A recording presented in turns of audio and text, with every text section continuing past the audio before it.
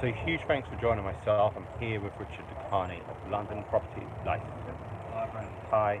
So Richard's going to be presenting for me in a few weeks' time, just before October the 1st. And we'll come to mention why October 1st is such a significant date in a moment. London Property Licensing was founded a couple of years ago. How many years ago It was it? was. It was early 2015. 2015.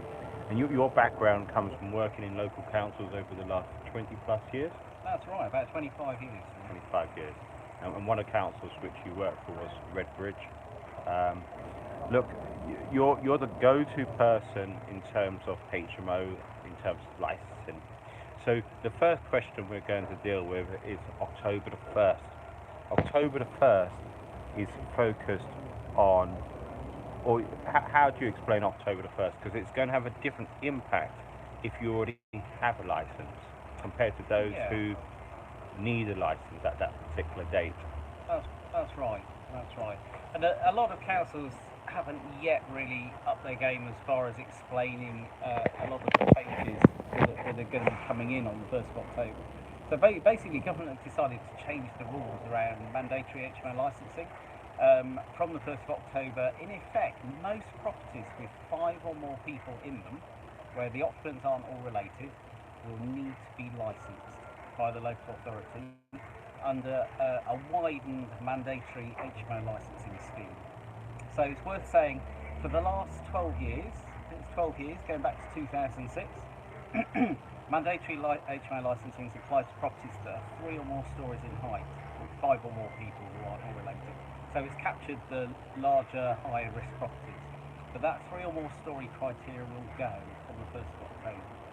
So from the 1st of October, if you're renting an HMO to a property with 5 or more people, then it's almost certain it will need a license. And it doesn't matter whether it's 2 stories, 1 story. That's right. So even if you've got a flat on a single level and there's 5 people, it might be a 3 bedroom, you've got 2 couples and a single person, that's going to require a mandatory HMO license. There are a couple of complexities which maybe we'll get into at the property meet around purpose-built blocks, where not necessarily all flats will fall within the scheme.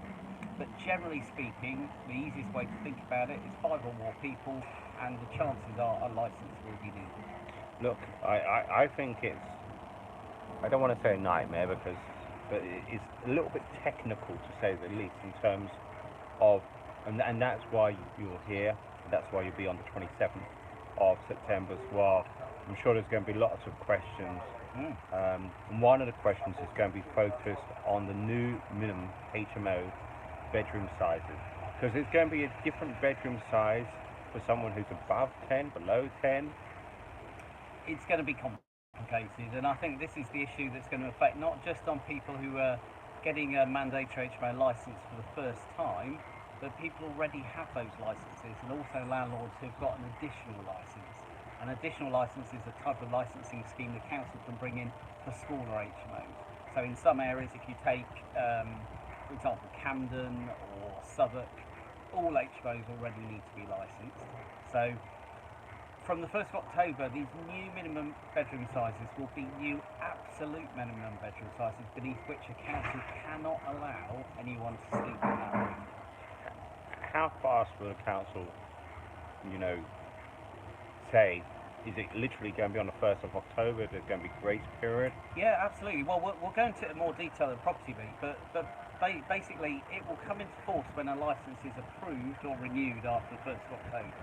So if someone had their license approved a couple of years ago and they're thinking room size has changed 1st of October, I'm going to have to empty that room, that's not how it works. Their current license will remain exactly as it is at the moment, and the changes will come into force when their current license comes up for renewal. So, Richard, look, I've mentioned about bedroom sizes.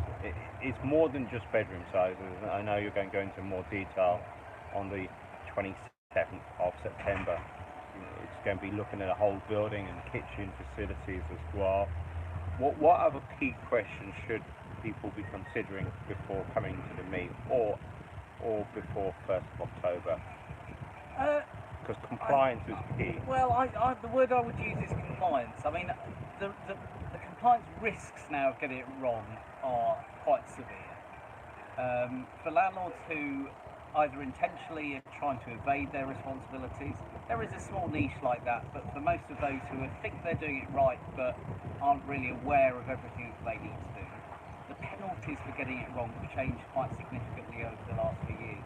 And so since 2017, for example, if you commit a number of offences, such as not having the right licence for your property, breaching HMO management regulations, the council can simply just issue you with a civil penalty of any amount up to £30,000.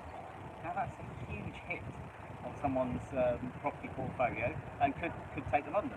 So compliance is key. So it's making sure that the property is compliant. Licensing is kind of an extra hurdle, but the key thing is whether the property is compliant in respect of fire precautions, room sizes, facilities, the upkeep and maintenance of the property, and then making sure that if it needs a licence, landlords have got the right licence. But I would encourage landlords to come along with their questions, because I think that's where we'll get real value from the meet. Because we deal with problem solving and helping landlords to understand what they need to do. So the meet takes place on September the 27th. So it takes place in London Bridge. It's very easy to get to, literally yards from the Shard. So I look forward to seeing you and yourself, Richard, there as well. Thank you. Excellent. And thank you.